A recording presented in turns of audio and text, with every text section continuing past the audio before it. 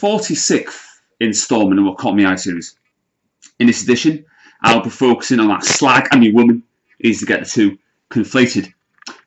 Victoria Bowen, who, after throwing a milkshake at Nigel during a campaign in Clacton, has been given, cool surprise, a 13-week prison sentence, suspended for 2 years.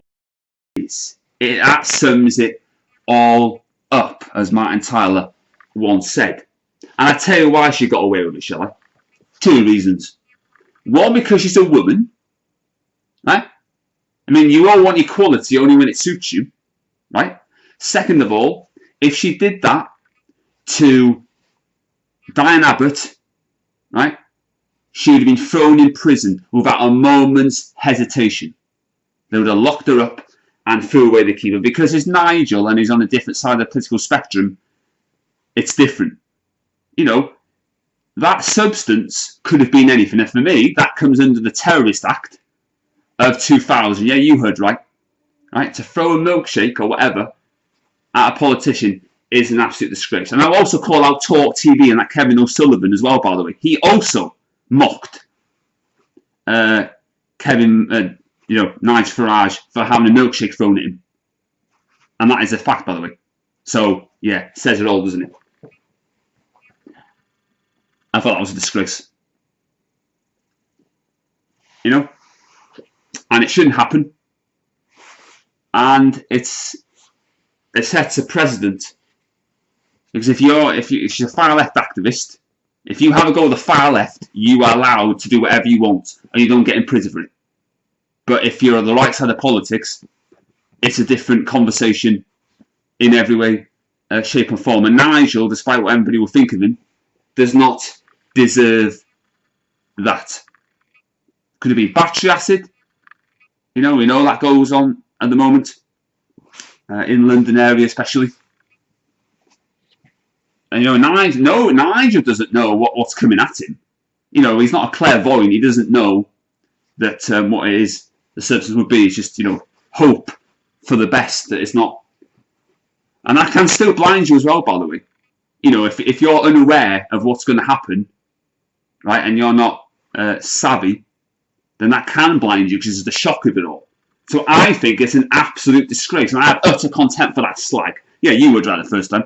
She's a slag. How about that? Right? This has got to stop.